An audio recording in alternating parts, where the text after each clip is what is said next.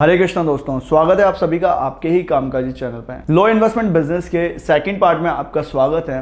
पहले पार्ट को आपने ज़्यादा से ज़्यादा लाइक करा, इसके लिए मैं आपका धन्यवाद करता हूं।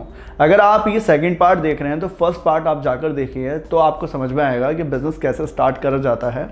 आज मैं इस वीडियो में आपको बताऊँगा कि अगर आप अपने बिज़नेस के बारे में सोच रहे हैं कि कुछ इनिशिएटिव लेना चाहते हैं, तो ये प्रोफाइल आपके लिए बताएगी कि आप इसके लिए फ़िट है कि नहीं है। मतलब कि कहा जाए इजी वे में कि बिज़नेस के लिए आप फिट हैं या नहीं हैं, आपका माइंडसेट तैयार है या नहीं है, आपके अंदर ये स्किल्स है या नहीं है। तो ये एक तरह से जन्म पत्री बता सकता हूँ मैं आपकी कि एक बिज़नेस पर्सन, एक एंटरप्रेन्योर के लिए ये सारी क्वालिटीज़ उसके अंदर होती हैं और तभी वो स्टेप लेता है बिज़नेस का। एक बिज़नेस पर्सन होता है सबसे पहले रिस्क टेकर, उसके बाद में उसके माइंड में क्रिएट होता है इनोवेटिव आइडिया कि वो एक ऐसी प्रॉब्लम सॉल्व करना चाहता है मार्केट की जो कि आज तक किसी ने भी सॉल्व नहीं करी है। वो 0 से 1, जो कि हमने लास्ट वीडियो में देखा था, वो 0 से 1 आइडिया क्रिएट करके एक प्रोडक्ट बनाना चाहता है जो कि एग्जिस्ट नहीं करता है। वो रेस्पॉन्सिबल होता है, फ्यूचरिस्टिक थॉट रखता है, साथ ही एक जॉब क्रिएटर होता है। अगर ये सारी क्वालिटीज़ आपके अंदर हैं तो आप बिजनेस के लिए परफेक्ट हैं। और भी मैं आपको बता देता हूँ, इसके अलावा वो सेल्फ डिस्कवरी करता है, आइडेंटिफिकेशन करता है अपॉर्चुनिटीज़ की, और एक सबसे लास्ट में उसके अंदर एक लीडरशिप वाली क्वालिटी होती है। जब ये सारी क्वालिटीज़ आपके अंदर होंगी या कुछ एक नहीं भी होंगी, स्टार्टिंग में आइए, रिस्क लीजिए, बिज़नेस का नाम ही रिस्क है, तो आप अपने बिज़नेस में छोटे से छोटे इन्वेस्टमेंट में आएंगे तो रिस्क भी कम होगा। वहाँ पर आपके सामने पॉसिबिलिटीज़ होगी कि आप एक्सपीरियंस के साथ में आगे बढ़ते रहेंगे। यही मेरी सीरीज़ का एक मोटिव है। अब ये सारी क्वालिटीज़ तो आपके अंदर है। चलिए अब आपको आगे बढ़ाता हूँ कि कितने टाइप के बिजनेस पर्सन्स होते हैं। ये फील्ड वाला पर्सन इस तरह से काम करता है और इस फील्ड पर्सन को ये कहा जाता है। Number 1, business entrepreneur. Business starting में सबसे पहले ये देखिए कि एक ऐसा पर्सन होता है जिसके माइंड में थॉट होता है कि भैया मेरे को प्रॉब्लम सॉल्व करनी है, मैं कुछ नया क्रिएट करके देता हूँ, मैं अपने बिज़नेस को स्टार्टिंग में मार्केट के सॉल्यूशन के बिहाफ पर और मार्केट में कस्टमर कंज्यूमर की नीड है उसके हिसाब से बनाऊंगा। तो ये आप फर्स्ट पर्सन होंगे जो कि कहलाता है बिजनेस पर्सन। सेकंड होता है ट्रेडिंग पर्सन। इस पर्सन की जो क्वालिटीज़ होती हैं और किस तरह से काम करता है वो समझिए। एक स्टार्टिंग में आपके सामने कोई प्रोडक्ट है, उसे आप इस मार्केट से लेके अदर मार्केट में सेल कर रहे हैं। आपके पास में बना बनाया प्रोडक्ट है, आपको पता है मार्केट में कहाँ बेचना है, आपको बस जो क्वालिटी चाहिए वो सिर्फ और सिर्फ आपको एक मार्केट चाहिए और राइट प्लेस में आपको सेल्स आना चाहिए। देन आप ट्रेडिंग कर सकते हैं। ये होता है ट्रेडिंग पर्सन। थर्ड पर्सन होता है इंडस्ट्रियल पर्सन। हम हमारे चैनल पर जानते हैं मैन्युफैक्चरिंग से रिलेटेड कैसे काम करना है, किस तरह से ग्रोथ करना है, कैसे आगे आपको बिजनेस स्टैब्लिश करना है। तो यहाँ पर सबसे अच्छा एग्जांपल मैं आपको दूं कि अगर आपने एक स्लीपर का प्लांट लगाया, वहाँ पर आप ऐसी जॉब अपॉर्चुनिटी क्रिएट करेंगे, बिजनेस में आगे से आगे प्रोडक्ट बना कर देंगे, तो ये आपका एक इंडस्ट्रियल पर्सन हो गया जो इस तरह के बिजनेस में आगे आता है और इनिशिएट करता है अपने बिजनेस में प्रोडक्ट बनाने से लेकर। देन हो गया कॉर्पोरेट पर्सन। कॉर्पोरेट पर्सन में आपको समझना है कि इस तरह के जो एंटरप्रेन्योर होते हैं वो अपने सिमिलर रहते हैं इंडस्ट्रियल पर्सन की तरह। उनके सामने भी सिंपल सा बस वो काम कैसे करते हैं, वो मोस्टली काम B2B करते हैं। जो कॉर्पोरेट एंटरप्रेन्योर होता है उसके पास में ज़रूरी नहीं है कि वो प्रोडक्ट ही सेल करे, वो सर्विसेज भी बेच सकता है। तो यहाँ पर जो लेवल है आपने देखा होगा आपके सामने सर्विस सेक्टर में, जैसे कि स्विगी फाउंडर हैं। स्विगी जो कंपनी चल रही है वो कॉर्पोरेट कंपनी है और वहाँ पर सर्विसेज सेल करी जा रही है B2C। तो आप इस तरह से एग्जाम्पल से समझिए। नेक्स्ट है एग्रीकल्चर पर्सन। देखिए एक गाँव में एक फार्मर जो है वो क्या कर रहा है, बिजनेस से तो कर रहा है ना, अपने घर पे काम करता है, खेती करता है, देन माल बनाकर आगे सेल करता है। जब वो माल उगता है तो उसे एग्रीकल्चर पर्सन कहा जाएगा। यहाँ पे डिफरेंट टाइप ऑफ प्रोफाइल को मैं डिस्कस करता जा रहा हूँ। ये वीडियो शॉर्ट होंगे आपके नॉलेज के बिहाफ पर कि आप आइए हमारे साथ में जुड़िए। हमने काफ़ी कोर्सेज लॉन्च कर दिए हैं, मतलब कि आने वाले टाइम में आपको हर एक बिज़नेस से डेप्थ तक नॉलेज आपको हमारे पोर्टल पर मिलेगी। हमारी एप्लीकेशन लॉन्च होने वाली है जहां पर ये कोर्सेज लाइव होंगे और बिजनेस एडवाइज़र आपके साथ में जुड़कर आपको बताएंगे कि काम कैसे करना है। इसके बाद में होते हैं टेक्नोलॉजिकल पर्सन। वो काम कैसे करते हैं वो समझिए। देखिए कोई कॉर्पोरेट कंपनी है और वहाँ पर एक IT टीम होगी।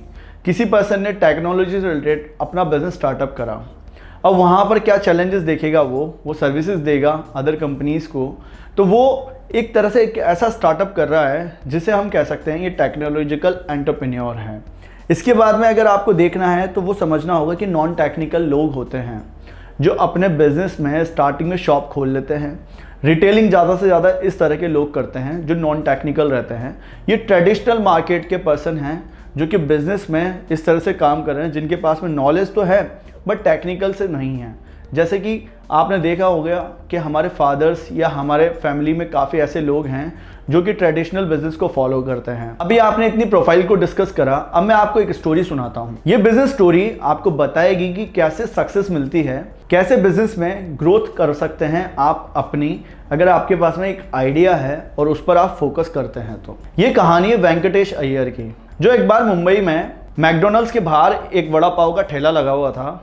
वहां पर वड़ा पाव खा रहे थे, बहुत बार वहां पर आते थे और वड़ा पाव खाते थे। बट उनका एक बार ध्यान गया मैकडोनल्ड्स के आउटलेट पर और वहां पर एक बर्गर खाते हुए लोगों को उन्होंने देखा। जब वड़ा पाव खाते वक्त ये सब चीजें उनके माइंड में चल रही थी तो वो देखते हैं कि सिंपल से दो प्रोडक्ट हैं, एक तो उनके हाथ में वड़ा पाव है और एक अंदर मैकडोनल्ड्स में बर्गर है। तो क्यों ना हम इस वड़ा पाव को नेशनली बिल्ड नहीं कर सकते, इंडिया में हर जगह तक नहीं पहुंचा सकते। तो वो अपने बिजनेस की शुरुआत करते हैं एक छोटी सी शॉप से और उसका नाम क्या रखते हैं, गोली वड़ा पाव। और गोली वड़ा पाव जब स्टार्ट होता है तो वो छोटे छोटे स्टोर्स के रूप में स्टार्ट होता है और वहां पर एक मार्केटिंग स्ट्रेटेजी यूज करते हैं कि जो मुंबई में मिल्क सप्लायर्स थे, जैसे कि आपके यहाँ पर सरस के, अमूल्स के एक शॉप्स रहते हैं छोटे छोटे, तो वहाँ पर भी मिल्क के काउंटर्स थे।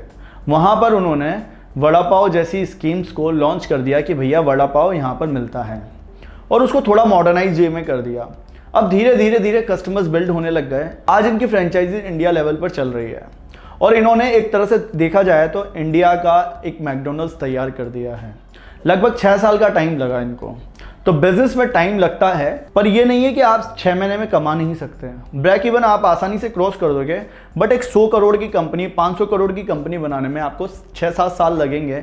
और अगर आप विश्वास करोगे, एक नई थॉट अपने अंदर रखोगे, इनोवेटिव करोगे, कुछ आइडिया पर काम करोगे, या कोई आप ट्रेडिशनल बिजनेस कर रहे हो उसको फॉलो करोगे पूरे बिजनेस एथिक्स के साथ में, तो आप ग्रो करोगे। नेक्स्ट है मोटिवेशनल पर्सन।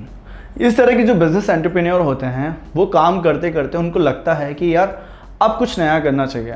जैसे कि सपोज मैं बिजनेस कर रहा था, मेरे सामने आया कि यार मैं नॉलेज दे सकता हूँ लोगों को, मैं सीख रहा हूँ, मैं साथ ही प्रैक्टिकली लोगों के साथ में डिस्कस कर सकता हूँ। तो ये चीज़ मेरे साथ में हुई तो मैं मोटिवेशनल एंटरप्रेन्योर कहलाया या मैं मोटिवेशनल पर्सन कहलाया।